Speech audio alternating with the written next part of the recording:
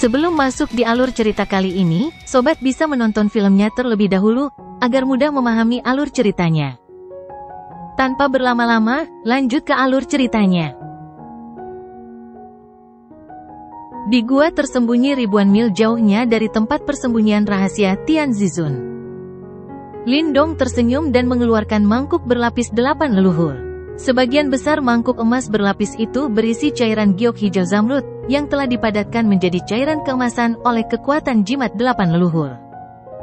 Ada pola-pola spiritual yang tak terhitung jumlahnya samar-samar berkeliaran di cairan keemasan itu.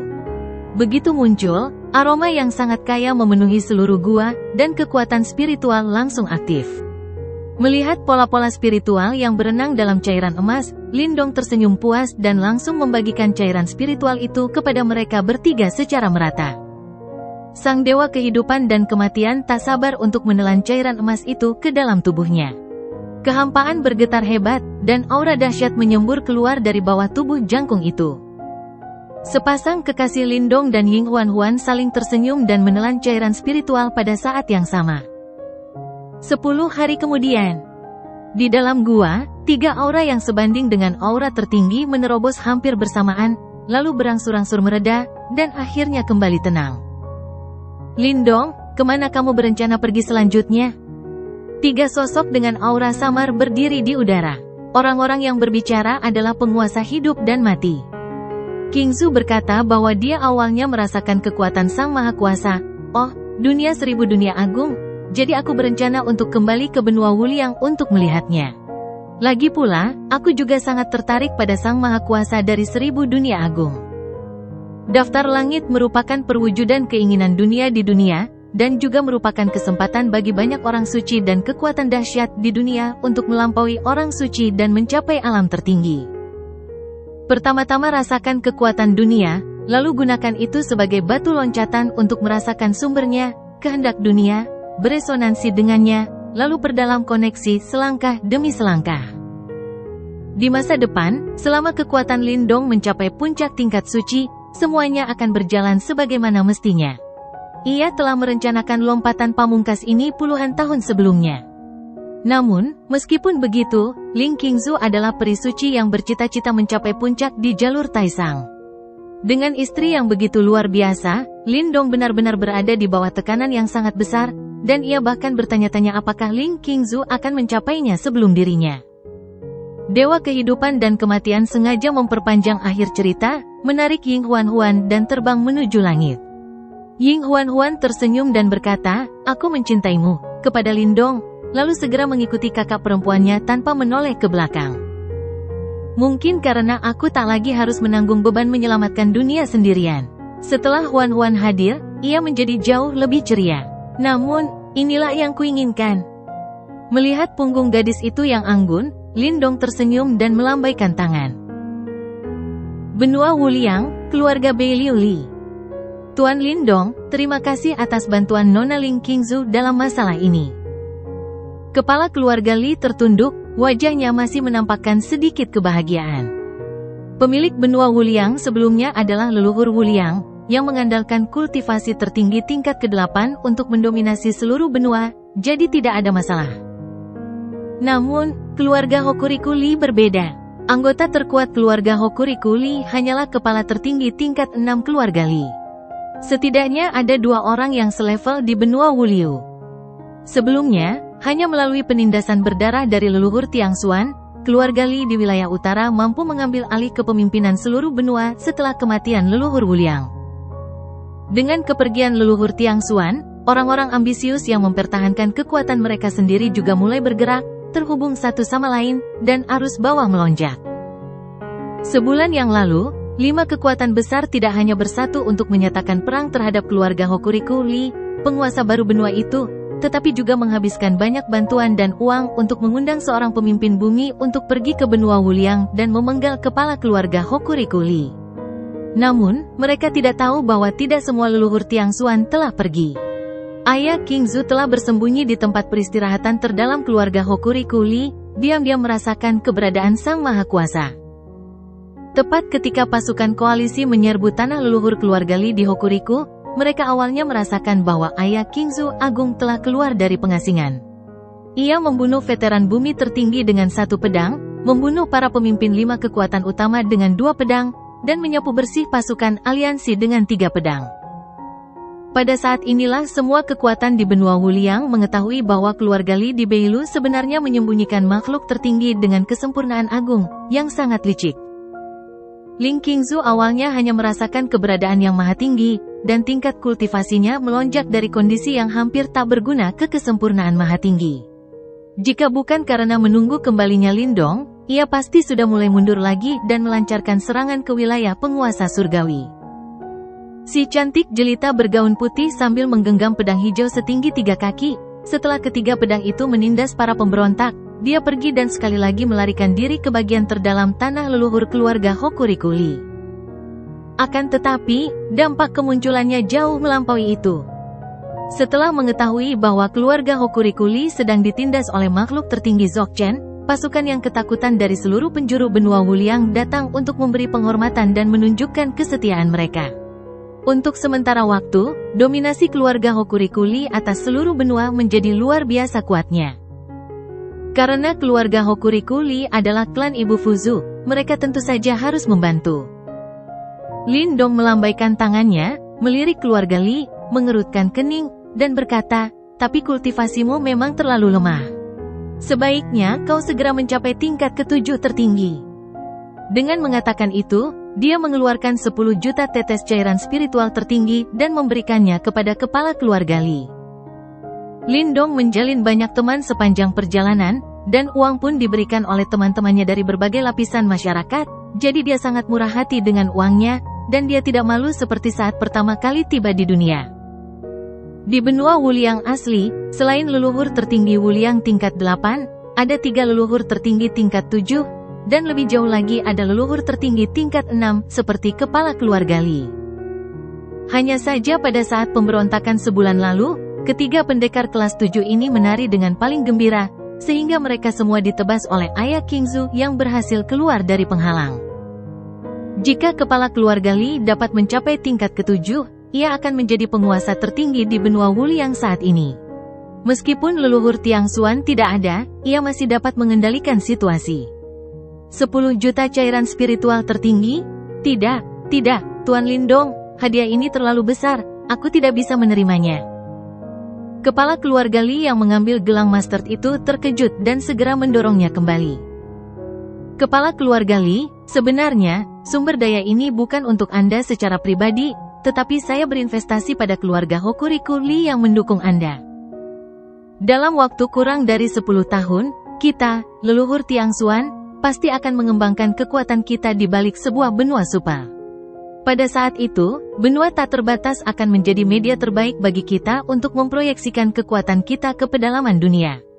Apakah kalian mengerti maksudku? Lindong menepuk bahu kepala keluarga Lee dan tersenyum penuh arti. Ya, Guangyuan mengerti bahwa Guangyuan pasti akan naik ke peringkat ke-7 sesegera mungkin, dan kemudian memimpin seluruh benua yang tak terbatas. Jika Tuan Lindong membutuhkan sesuatu saat itu, tolong beritahu saya bahwa keluarga Hokuriku Lee saya tidak akan ragu untuk mati. Kepala keluarga Lee yang gagah berani segera menggenggam gelang biji sesawi di tangannya dan berkata dengan suara yang dalam. Apa risikonya berlindung kepada leluhur Tiangxuan? Dengan kebaikan hati Fuzu, sang bos, dia tidak percaya Lindong akan benar-benar membiarkan keluarga Beilu Lee mati. Jangan khawatir, akan ada kesempatan. Lindong tersenyum dan segera pergi. Berinvestasi di benua Wuliang hanyalah langkah santai baginya, dan tidak masalah meskipun dia tidak dapat menggunakannya. Ini masih merupakan halaman kecil tempat leluhur Tiangxuan pertama kali tiba di keluarga Lee di Beilu. Wanita cantik bergaun putih itu berdiri dengan tenang, nadanya sangat santai, dan dia merasa seperti pasangan tua. Baiklah, ku dengar kau awalnya merasakan keberadaan Yang Maha Kuasa, jadi aku ingin kembali dan melihatnya terlebih dahulu. Hati Lindong menghangat saat melihat ini, lalu dia melangkah maju untuk memegang catkin halus milik si cantik. Makhluk tertinggi dari dunia 1000 agung setidaknya 1000 kali lebih kuat daripada makhluk tertinggi di alam Tiangxuan. Keduanya sama sekali tidak setara. Mata Ling Qingzu yang jernih berkilat, dan ia bergumam bagai mimpi. Aura halus yang menyelimuti tubuhnya yang halus semakin kuat, seolah-olah bisa menembus udara kapan saja. Aku tak sabar lagi, ayo, ajak aku bersamamu untuk merasakan Taisang. Sayangnya, kata-kata Lindong selanjutnya benar-benar menendang Ling Qingzu keluar dari kondisi suci dan hampir abadi itu, dan dia mencabut Catkins miliknya dan berjalan masuk ke dalam ruangan. Saya telah memodifikasi teknik penginderaan Taisang. Bahkan tanpa metode kultivasi ganda, saya dapat membantu Anda merasakan Taisang. Bukankah saya sudah mengajarkan Anda versi modifikasinya? Wanita cantik itu, sedingin makhluk abadi, memutar matanya dengan marah ke arah kekasihnya. Lupa. Lindong tersenyum tipis, lalu membanting pintu hingga tertutup rapat. Tak lama kemudian, terdengar suara yang agak tertahan dan menawan dari ruangan itu. Kali ini, ia dan istri Qingzu bertengkar hebat di kamar selama 3 hari penuh. Akhirnya, dia diusir dari tempat tidur oleh istrinya yang marah. Pergilah, aku ingin mundur dan terus merasakan Sang Pencipta tertinggi dan menyerang Sang Pencipta tertinggi surgawi. Ling Qingzu melarikan diri ke bagian terdalam keluarga Li di Hokuriku dan terus mundur, semakin merasakan sang makhluk tertinggi, sementara Lindong menggunakan sejumlah besar cairan spiritual tertinggi untuk menyerang sang makhluk tertinggi Dzogchen. 2 tahun kemudian, atas panggilan leluhur bela diri Lindong, para leluhur Tiangsuan yang mengembara di seluruh dunia mulai kembali ke tanah asal ini, satu demi satu. Di aula besar, 15 makhluk surgawi yang agung dan makhluk-makhluk kuat berkumpul bersama. Terdapat 1 penguasa surgawi tingkat spiritual tahap akhir, 1 penguasa surgawi tingkat spiritual tingkat menengah, dan 13 penguasa surgawi tingkat spiritual tingkat awal. Kekuatan ini cukup untuk menggulingkan seluruh benua super. Mari kita bicarakan di mana kita memilih untuk memperluas kekuasaan kita. Saya memperhatikan benua Yaoguang di ujung selatan. Jika Anda punya saran, mari kita bicarakan. Lindong tersenyum. Meskipun benua Yaoguang adalah salah satu dari 10 benua super di dunia 1000 besar, benua ini berada di garis depan konfrontasi antara dunia 1000 besar dan ras-ras jahat di luar wilayah. Benua ini harus selalu melawan tekanan besar dari ras-ras jahat di luar wilayah.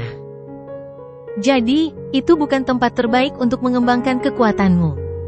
Fuzu, yang paling memahami kondisi dunia, segera berbicara. Para leluhur yang tersisa juga mengeluarkan peta roh dunia 1000 besar dan menemukan lokasi benua Yaoguang di peta tersebut. Benar saja, lebih jauh ke selatan benua Yaoguang, yang terletak di ujung selatan, terdapat wilayah suku jahat di luar wilayah yang ditandai hitam khusus. Namun, semua orang tidak mengatakan apa-apa, tetapi diam-diam menunggu Lindong menjelaskan bahwa dia bukanlah orang yang tidak bersalah. Pertama-tama, karena kita harus memilih yang terbaik.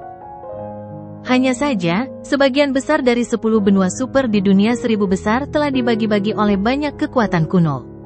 Saat ini, hanya tersisa 3 benua tanpa pemilik, yaitu benua Qian di ujung utara, benua cahaya fluktuasi di ujung selatan, dan benua 1000 besar Tianluo di pedalaman. Benua Qian telah dipilih oleh saudara Xiao sebelumnya, jadi tentu saja aku tidak akan bersaing dengannya. Adapun mengapa kamu tidak memilih benua Tianluo, ini melibatkan poin kedua. Aku, makhluk Tiangsuan, telah berperang melawan iblis asing selama puluhan ribu tahun sebelum aku menghancurkan ras ini. Iblis asing hanyalah suku kecil dari ras jahat di luar wilayah. Aku tidak akan puas jika ras jahat di luar wilayah tidak dihancurkan. Oleh karena itu, aku ingin mengguncang benua cahaya yang berfungsi sebagai penghalang untuk menekan kekuatan jahat di luar wilayah. Kaisar Yan, Xiao Yan, memilih benua api merah di ujung utara untuk membuka wilayah api tak berujung. Tentu saja, ia memiliki pemikiran yang sama dengan Lindong, ingin menggunakan dirinya sebagai penghalang untuk mencari perdamaian bagi dunia. Layaknya barat jauh yang dijaga oleh Istana Dakian, dan timur jauh dijaga oleh Master Pedang berbaju biru dari wilayah pedang, kedua pendatang baru, Kaisar Yan dan Wuzu, berniat untuk melawan 2 penjuru utara jauh dan selatan jauh. Dan dibandingkan dengan kekuatan super di 3 arah lainnya, alam Wu, masa depan, akan memiliki keuntungan lebih besar dalam melawan kekuatan jahat di luar wilayah tersebut. Entah itu 8 jimat leluhur, 9 benda ilahi, atau 8 dewa kuno, mereka diciptakan untuk menghancurkan makhluk-makhluk aneh yang menyerbu dari luar wilayah. Energi iblis dan vitalitas suku-suku jahat dari luar wilayah yang disebut-sebut tak tertandingi. Sementara orang-orang kuat lainnya di dunia hanya dapat menyegel dan menekan kaisar iblis, 8 penguasa kuno dapat menggunakan kekuatan jimat leluhur atau benda-benda suci untuk melenyapkan sepenuhnya asal-usul iblisnya. Mereka lahir dari surga dan bumi dan ditakdirkan untuk menjadi musuh ras-ras jahat di luar wilayah mereka. Mereka adalah para pemulung yang dibiarkan oleh surga dan bumi untuk membersihkan sampah dan virus dalam tubuh. Lindong benar. Kekuatan 8 aturan yang dikendalikan oleh 8 guru kuno kita adalah fondasi dunia. Selama kita terus melenyapkan iblis-iblis aneh, dunia ini secara alami akan terus memberi kita hadiah, sama seperti kita di posisi Tiang Xuan. Sebelumnya, sang guru berkata bahwa 8 guru kita dilahirkan untuk menjadi puncak kekuatan. Jika kita berhasil beresonansi dan bahkan mengendalikan kekuatan 8 aturan dunia, pencapaian kita di masa depan paling banter hanya akan menjadi kekuatan suci. Menurutku, terlalu lambat untuk merasakan resonansi selangkah demi selangkah. Dalam proses terus-menerus melawan ras jahat di luar wilayah, menggunakan anugerah kehendak dunia untuk menghubungi sumber kekuatan aturan di dunia adalah kesempatan terbaik. Pembicara adalah si pemakan. Sejak ia melangkah ke dunia, ia mulai mencoba merasakan aturan yang sesuai dengannya, tetapi segera menemui masalah yang sama dengan indra taisang milik ayah Qingzu. Asal-usul dunia di dunia 1000 besar jutaan kali lebih kuat daripada alam Tiang Xuan, dan kesulitan merasakan resonansi juga menunjukkan tren peningkatan yang lurus, membuatnya sangat sulit untuk disentuh. Bedanya, Ling Qingzu menggunakan bakatnya sendiri untuk membuka jalan lagi, sedangkan Devouring Lord memikirkan metode lain. Dalam proses terus-menerus berperang melawan suku-suku jahat di luar wilayah, menggunakan kehendak dunia untuk memberi mereka hadiah untuk menghubungi asal-usul aturan dunia, sama seperti ketika 8 master kuno berada di bidang Tiang Xuan, janin bidang memberi mereka hadiah. Setelah sang penguasa pemakan selesai berbicara, beberapa penguasa kuno mengangguk penuh pertimbangan. Karena mereka adalah musuh alami ras-ras jahat di luar wilayah, mengapa tidak memanfaatkan kesempatan ini untuk menjadi orang suci dan menginjakkan kaki di puncak dunia baru ini? Benua cahaya Fluking di ujung selatan berada di garis depan konfrontasi antara dunia luas dan kekuatan jahat di luar wilayah. Ini adalah pangkalan terbaik untuk menyerang kejahatan di luar wilayah. Setelah leluhur Tiang Xuan menyatukan semuanya, mereka menetapkan target. Huan dan saya telah menjelajahi belahan bumi selatan selama 2 tahun terakhir, dan kami juga pernah ke ujung selatan. Saya dapat memberikan beberapa informasi tentang situasi terkini benua Yaoguang. Benua cahaya Fluking saat ini diduduki oleh kekuatan super tingkat keempat yang disebut Sekte Sengtian. Ada puluhan kekuatan besar dan kecil yang menyerah padanya. Ada 2 penekan tertinggi Ling Pintian di Sekte Sengtian. Dia adalah pemimpin utama dan wakil pemimpin sekte. Sebenarnya, sebagian besar dari kita di sini seharusnya mengenal keduanya. Perkataan Dewa Kehidupan dan Kematian itu langsung menarik perhatian seisi aula. Bagaimana mungkin kita bisa saling mengenal? Kita semua berasal dari alam Tiang Xuan, bagaimana mungkin kita bisa mengenal seseorang yang kita kenal di dunia ini? Kecuali mereka sendiri berasal dari alam yang sama dengan kita. Sang penguasa angkasa, yang hendak membantah, tiba-tiba berhenti, mengerutkan kening, dan berkata, "Kakak senior, kau tidak sedang membicarakan kelompok pengecut yang asli, kan? Itu mereka." Dengan penegasan dari Dewa Kehidupan dan Kematian, monster-monster tua yang aktif di zaman kuno, semuanya menunjukkan ekspresi yang sangat rumit. Pada zaman dahulu kala, ketika suku iblis asing menyerbu benua Tiang Xuan, meskipun ratusan juta makhluk Tiang Xuan melancarkan perlawanan putus asa di bawah pimpinan Fuzu, mereka menggubah lagu ambisi yang tragis. Namun, ada juga beberapa pengecut dan pembelot. Selama Perang Dunia Pertama, sejumlah orang yang sangat pesimis meyakini bahwa penghancuran alam Tiang Xuan tidak dapat dihentikan lagi, jadi lebih baik melarikan diri jauh dari wilayah tersebut untuk menyimpan api bagi alam Tiang Xuan. Pernyataan yang menyerah sebelum perang berakhir ini tentu saja dikritik dan dibantah keras oleh para petinggi Tiang Xuan. Semua orang bersumpah untuk hidup berdampingan dan mati bersama kampung halaman mereka. Ketika perang melawan invasi iblis aneh mencapai puncaknya, sekelompok kecil orang kuat, dipimpin oleh 3 penguasa alam reinkarnasi, meninggalkan rekan dan jubah mereka, serta melarikan diri dari alam Tiangsuan dengan panik, di bawah Panji selamatkan api untuk kampung halaman Anda. Tim elit yang terdiri dari para ahli tingkat tinggi ini akhirnya tiba di dunia dengan selamat. Setelah mendarat di sebuah benua, kekuatan mereka tidak lemah. Mereka dengan cepat membangun pijakan dan kemudian membangun kekuatan untuk menjadi raja dan leluhur benua super ini. Di dunia yang luas, kelompok pelarian ini menikmati kedamaian yang telah lama hilang.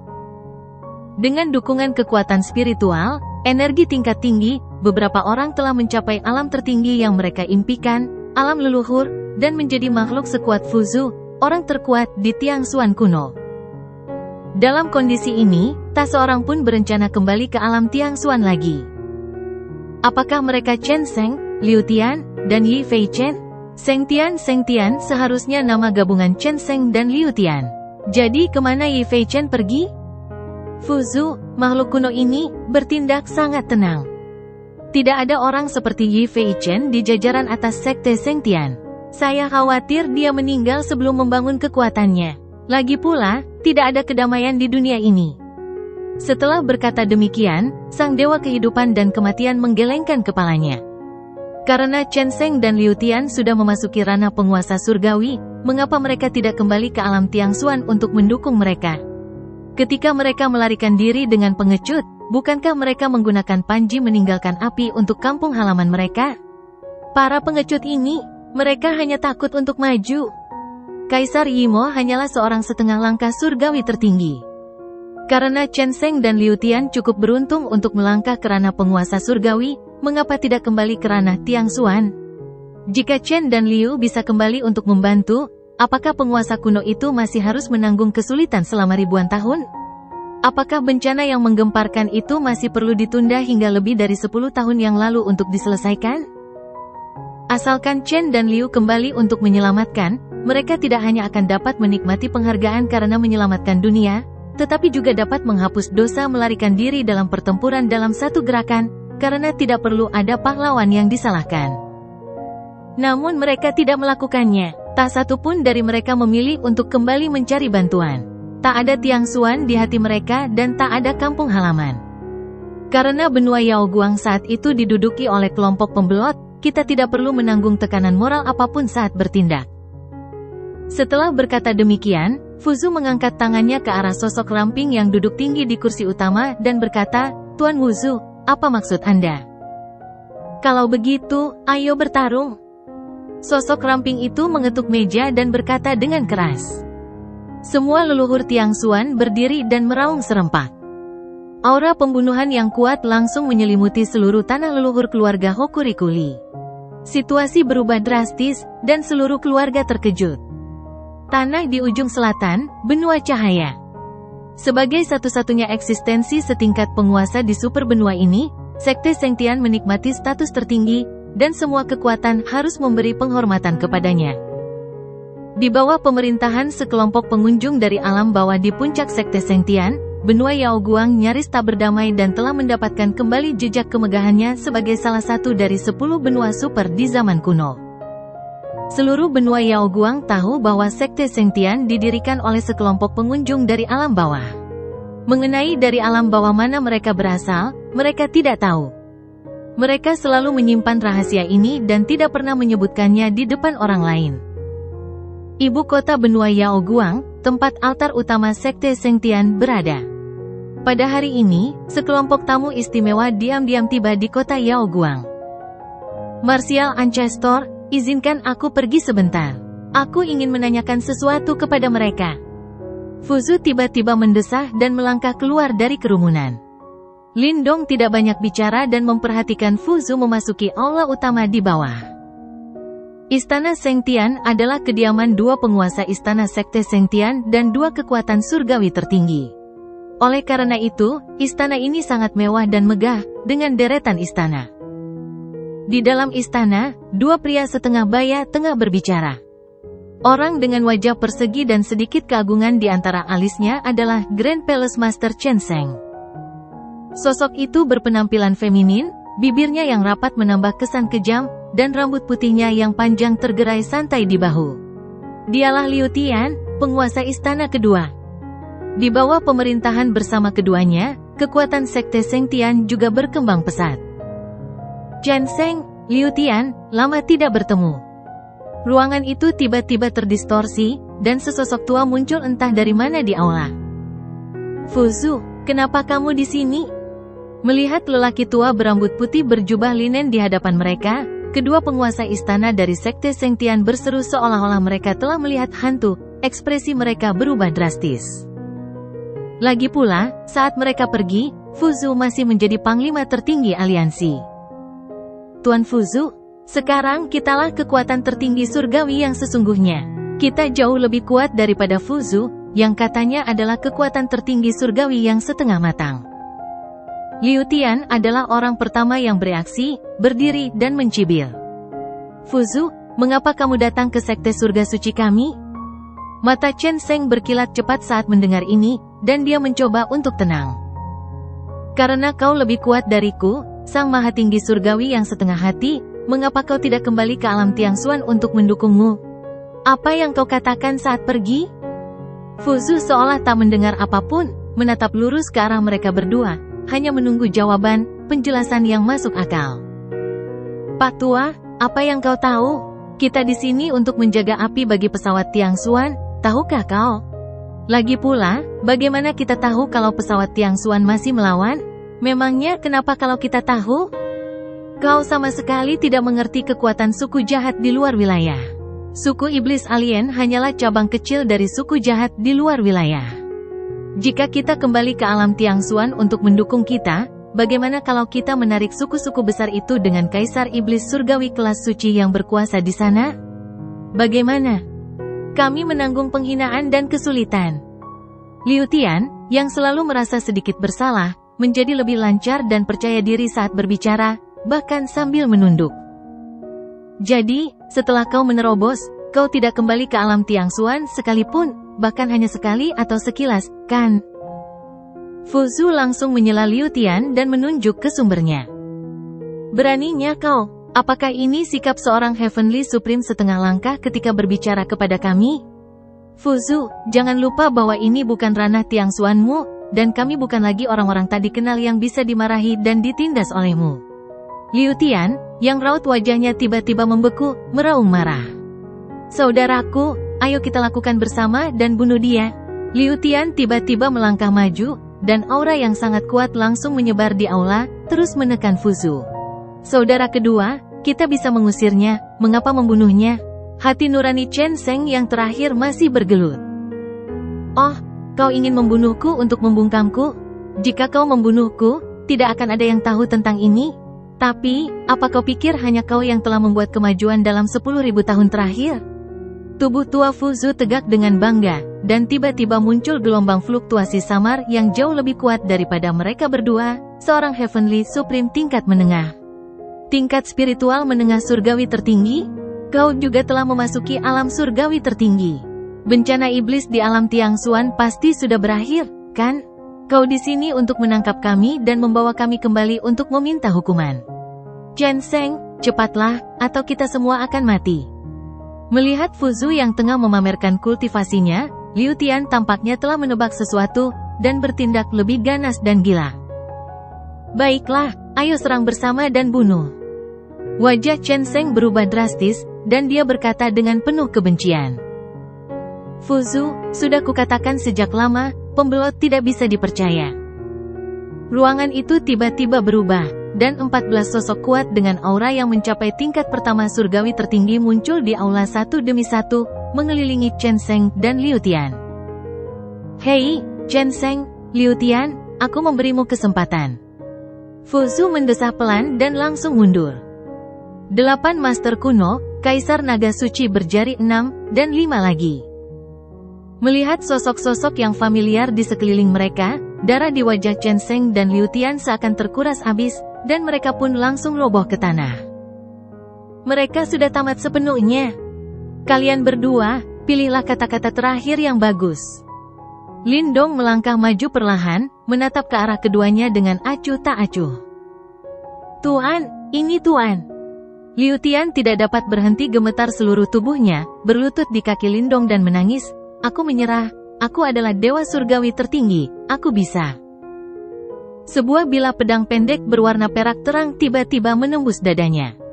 Liu Tian tanpa sadar menundukkan kepalanya, menatap bilah ruang pendek di depan dadanya, dan rasa sakit yang tak terlukiskan menyapu bagai air pasang. Menyerah, apakah kamu layak?